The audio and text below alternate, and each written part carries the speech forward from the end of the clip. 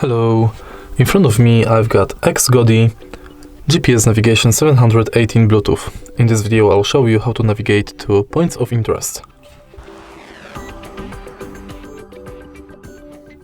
In the beginning, let's go to navigation.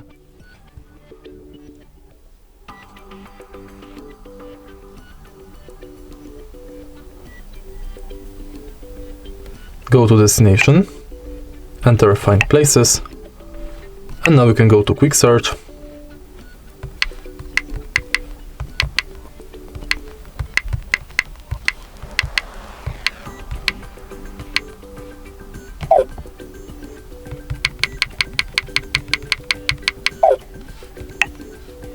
Or custom search.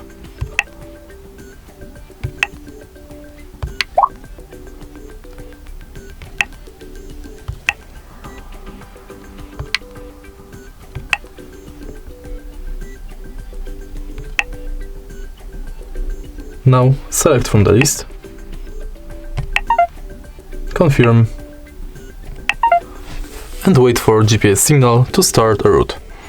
And that's it. If you find this video helpful, please leave a like, comment and subscribe.